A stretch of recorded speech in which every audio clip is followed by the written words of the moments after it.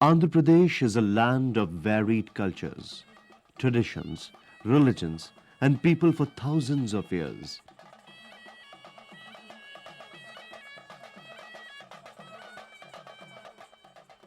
Melting pot of Dravidian culture, where many a family of language and ethnic group meet, particularly the Dravidian languages Tamil, Kannada, Telugu, and Malayalam.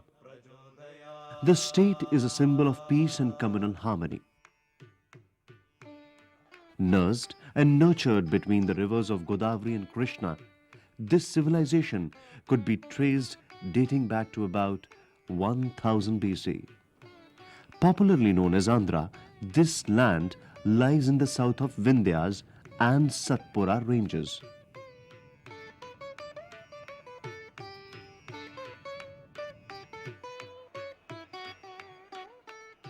The present state of Andhra Pradesh was carved out of Madras Rajdhani in the year 1956. It was the first state formed on the linguistic basis after a long struggle by the people. Bordered by Odisha and Chhattisgarh from north, Maharashtra, Karnataka in the west, Tamil Nadu in the south, and Bay of Bengal in the east. The state presents a treasure of rice and grains. The state comprises of three major regions, namely Telangana, Rayalaseema, and Andhra.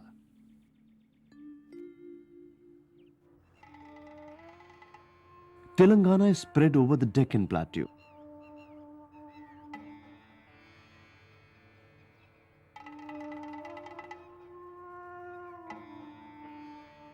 The land is made up of igneous rock. Large part is mountainous terrain and rugged topography. The basalt and the granite rocks are predominant here.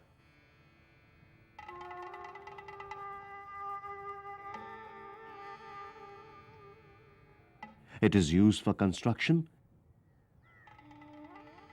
making of statues, and household goods. The land has tropical climate, high temperature. Little rainfall mainly occurs during monsoon season. In the northwestern part of Telangana, semi-arid conditions exist. The scanty rainfall helps in the growth of cactus plant and seasonal grasses. These climatic conditions suit to the pastoral activities such as rearing of sheep and goats. Heavy rainfall received by northeastern part favors the growth of dense forest and variety of vegetations in the region.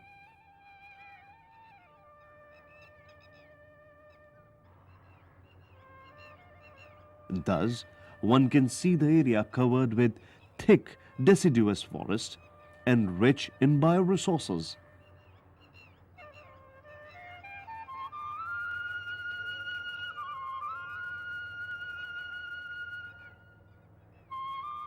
The rocky nature of other part of the region makes the rainwater getting drained fast and the region faces water shortage. But people with their indigenous wisdom devise methods to store water for drinking and irrigation. Since the ancient days, tanks were used as device to store water. Rulers like Kakatiyas, Asaf Jahi, and Nizam pursued a wise irrigation policy by construction of tanks and dams for drinking as well as irrigation purposes.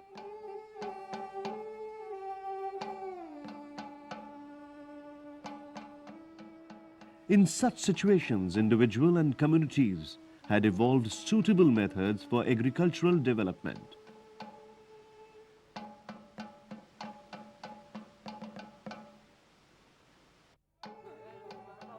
Zamindari system was prevailing and land was owned by big landlords. Majority of the people were cultivators, so they could not bring drastic changes in agriculture.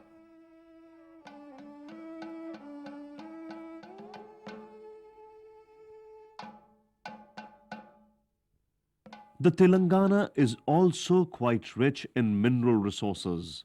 Limestone and coal deposits are abundant in Godavari Basin.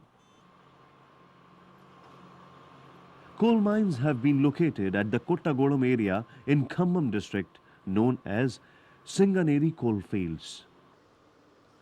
They are one of the earliest coal mines in India, which are open pit mines.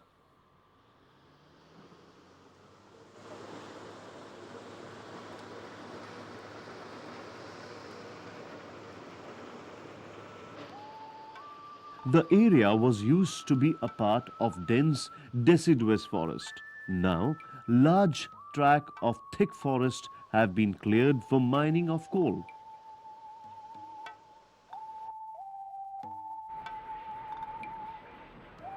Coal is widely used by railways and for generation of thermal power. A thermal power station is located at Palwacha. The coal is also used in the production of iron, steel and cement. Recently, number of industrial units have been set up in the northeastern Telangana, mainly along the national highways, railway track and near the big cities.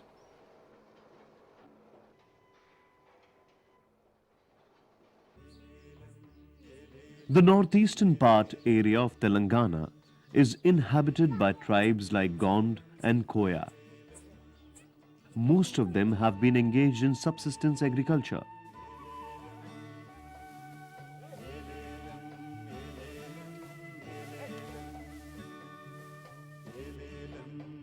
Some of them still depended on forest products.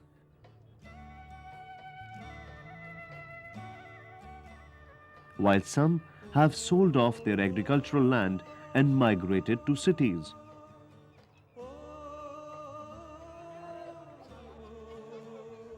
But they still get together in weekly market to exchange commodities or to purchase vegetable, spices and other household items.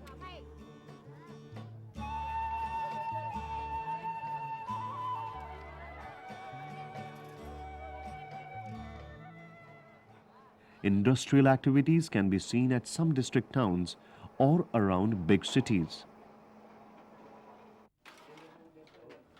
These industries have brought prosperity to some people.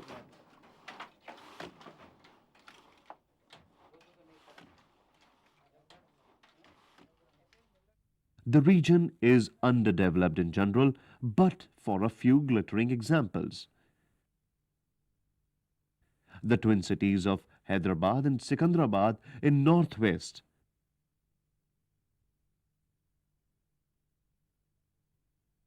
and Hanumkonda, Warangal and Kazipet in northeastern part of Telangana. Majority of the people live in villages. Most of the settlement is essentially tied to the water point, often in association with tanks.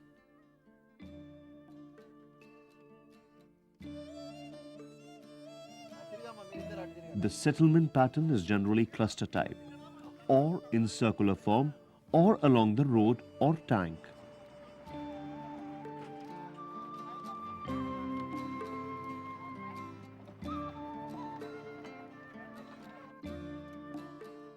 The houses have been built with local material like granite stone with mud or cement. The houses are generally covered from all sides. Such pattern is known as Chaturshala Bhavanti. The south of Andhra Pradesh is divided by Krishna River and is known as Rayalaseema. It consists of 5 southern districts.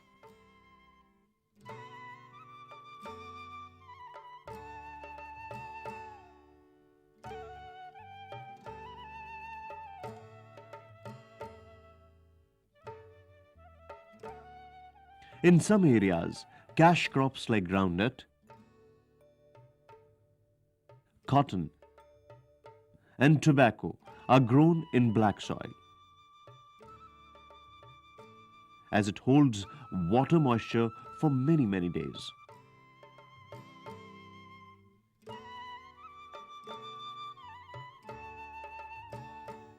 Recently, BT cotton, a new cotton variety, has been introduced here. Many farmers have adopted to have more returns.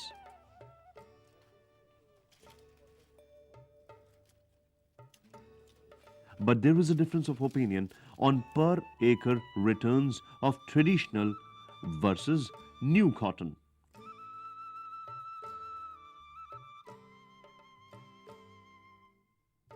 The cultivation of cash crops have generated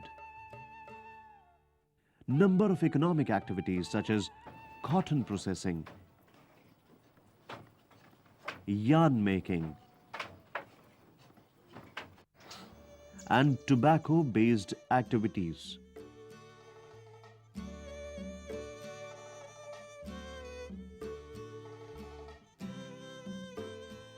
Rayalaseema is famous for groundnut cultivation.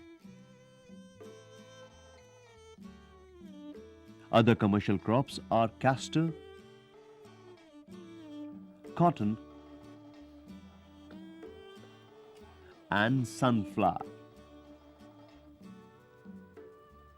The cropping pattern have been changing. The old crops like maize, jowar is replaced by vegetables like chili, tomato, and potato to get higher returns, of course. The rich farmers are investing in horticulture like fruits gardening, mango garden, grapes, lemon, and orange. Rayalaseema is very famous for mango and orchards. The fruit production has increased many folds.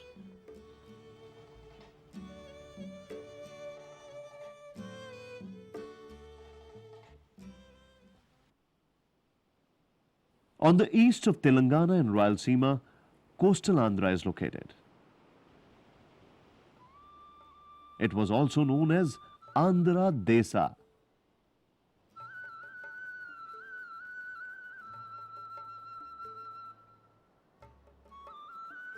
The coastal Andhra is a plain area of about 1,000 kilometers.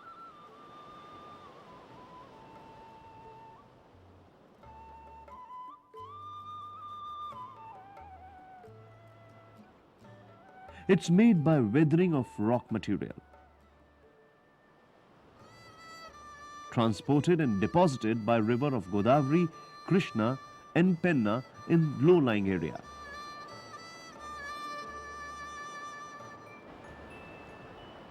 It is bordered by Bay of Bengal in the east and low hill ranges of Eastern Ghats in the west.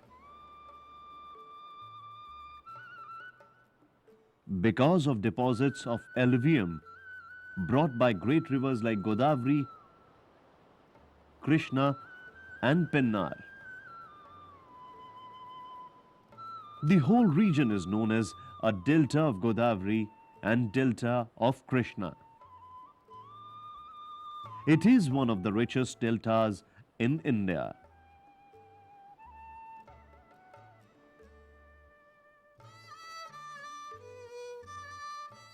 The availability of river water made Andhra Desa fertile and most prosperous area of the state.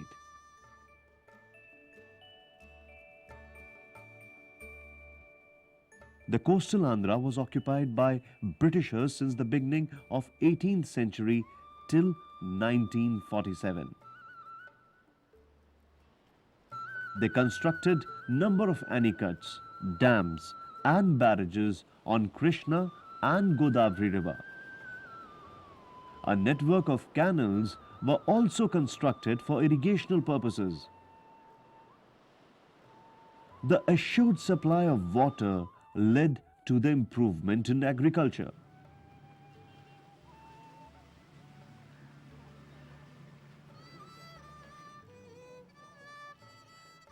The improvement in agriculture, construction of road,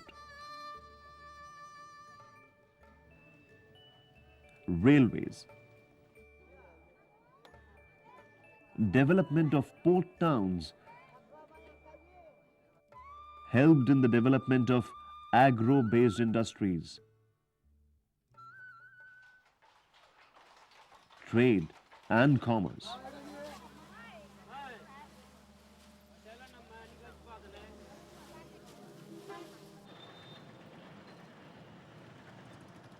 In addition to linking roads and railways with major cities, a good number of factories like cotton mills, cement, iron and steel were established.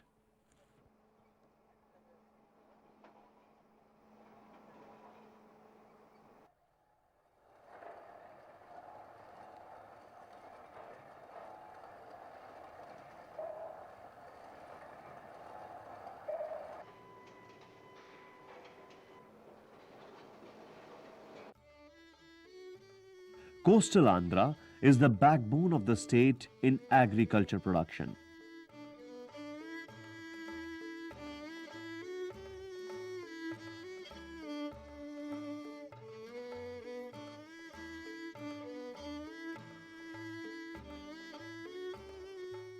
It is surplus in rice production. Rice is a staple diet of people.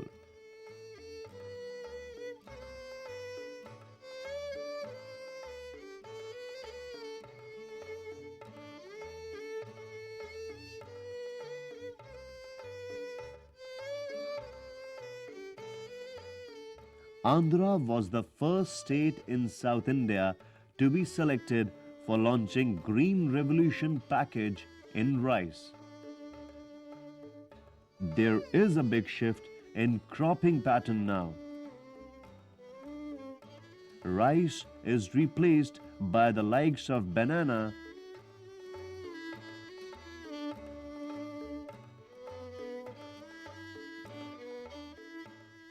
coconut and sugarcane cultivation.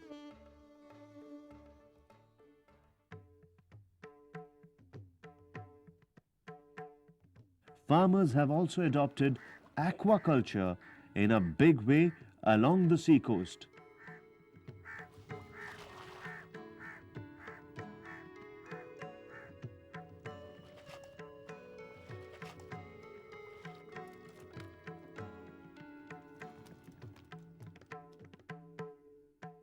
The dairy and the poultry farming also are popular in drier areas.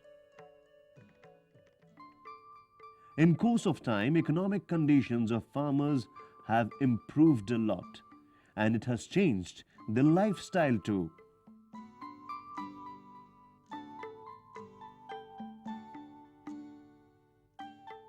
The land of Andhra Pradesh has produced world's best form of art, architecture, metal art, toys, handloom saris, and pearls. Andhra Pradesh, a state which still possesses all features of ancient and cultural heritage while stretching forward as a progressive society. It is an amalgamation of old culture and new civilization.